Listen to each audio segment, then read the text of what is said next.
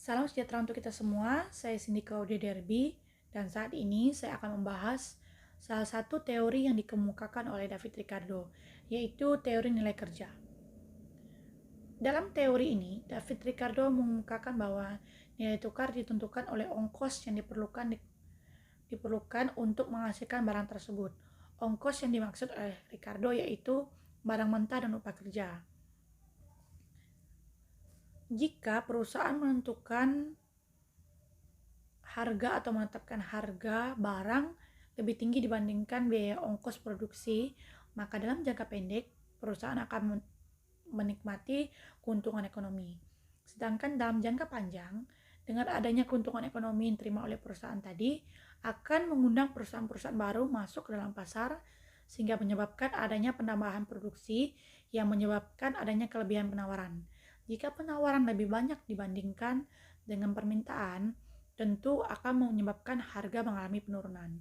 Penurunan harga inilah yang akan menyebabkan perusahaan akan kembali ke keseimbangan semula.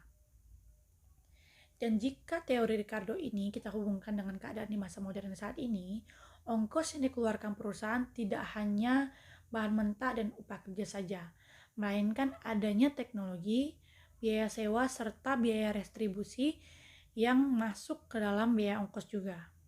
Selain itu, ongkos tidaklah satu-satunya faktor yang menyebabkan atau dapat mempengaruhi tingkat nilai tukar satu barang di pasaran.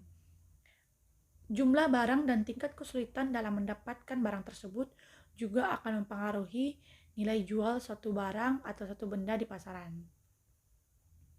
Inti dari teori yang dikemukakan oleh David Ricardo tentang nilai kerja ini yaitu menjelaskan bahwa tingkat upah alami yang didapatkan oleh buruh atau yang diberikan dapat menentukan tingkat harga suatu produk. Atau dengan kata lain, semakin tinggi tingkat upah alami yang diberikan, maka akan semakin tinggi juga harga atau nilai tukar suatu produk di pasaran. Tingkat upah alami atau upah alami ini adalah upah yang hanya cukup untuk bertahan hidup, tapi tidak bisa digunakan atau dipakai untuk membeli barang-barang lainnya selain kebutuhan hidup.